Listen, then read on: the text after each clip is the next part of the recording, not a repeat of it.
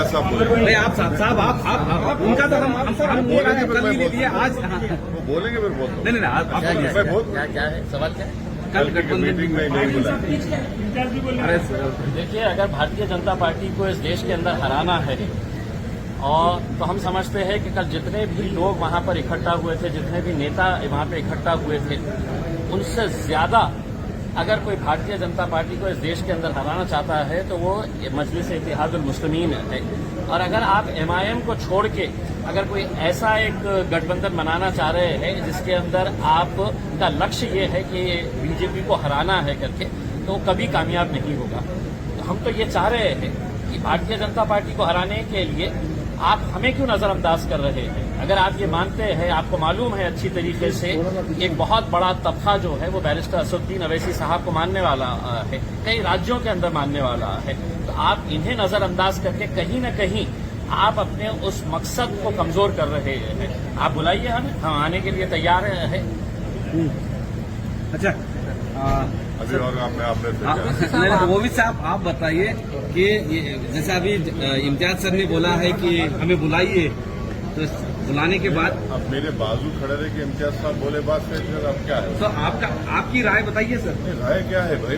मेरे पार्टी के नहीं, आपको क्यों बुलाया नहीं है? आपके ऊपर विश्वास नहीं है, ऐसा इनका कहना है क्या? को नहीं मालूम, आप उनसे पूछो। आपको अपेक्षाएं थी उन्होंने बुलाने की? मेरे को नहीं मालूम क्यों नहीं बुलाया या बुलाएंगे, मेरे को नहीं मालूम। और जब इम्तियाज साहब जो बात रखी है वो बात सीरियस है ना। नहीं, आपका और महागठबंधन का एक ही मंशा है मोदी गवर्नमेंट को हराना, तो आप क्यों नहीं जाके रुजू हो सकते? क्यों नहीं जाके? आप जाके क्यों रुजू नहीं हो सकते? ये लोगों से दोनों का मंशा तो एक ही है ना, मकसद एक ही है। खुद होके क्यों नहीं जा सकते? अब ये बताइए, प्यासा कुएं का नहीं आता या कुआं प्यासे के बताता? ये सभी तो पैसे ही है ना सत्ता के। ऐसा कौन हुआ कौन?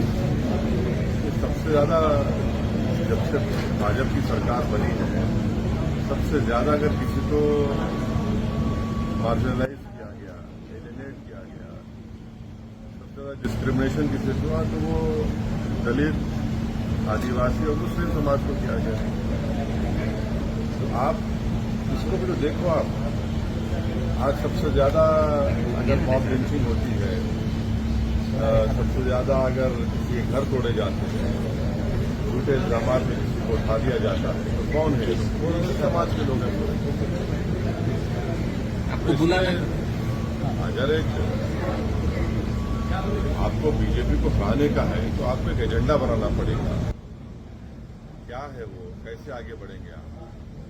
सवाल मेरा नहीं है ना, सवाल असदुद्दीन अवैसी का नहीं है। सवाल ये है कि आप इन चीजों पर गौर करवाना।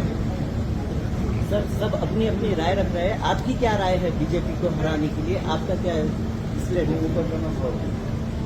21 साल से नहीं हरा है वो यहाँ हरा दिया ना औरंगाबाद जनता ने। इससे बड़ा एग्जाम्पल क्या होगा आपको?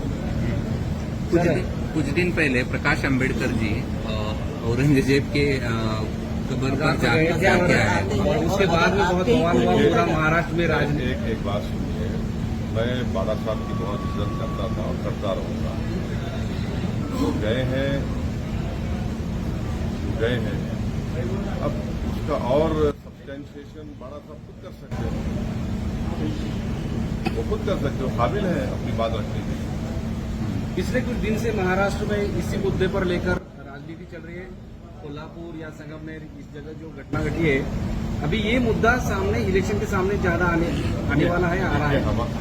हमारा बोलना ये है कि आप जो है, जैसा अनलॉफुल एक्टिविटीज प्रिवेंशन एक्ट का शेड्यूल है, उस शेड्यूल में 44 ऑर्गेनाइजेशन बैन है।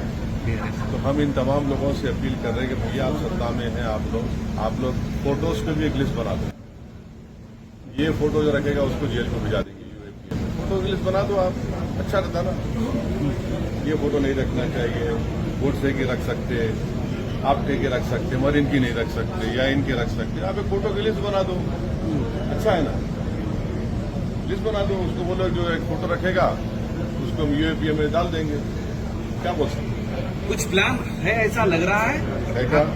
ये सब चल रहा है तो इलेक्शन के सामने हमारा मानना ये है कि सब तमाम चीजें जो हो रही है, हम महाराष्ट्र पुलिस डिपार्टमेंट से महाराष्ट्र की ब्यूरोक्रेसी से अपील कर रहे हैं कि आप महाराष्ट्र में लॉ एंड ऑर्डर स्थिति को बिगड़ने से बचाइए। पॉलिटिकल पार्टी सत्ता में आएंगे चले जाएंगे, मगर लॉ एंड ऑर्डर बरकरार रहना चाहिए। जो डेलिब्रेट तरीके से इस तरह से हरकतें की जा रही हैं ठीक नहीं है महाराष्ट्र के।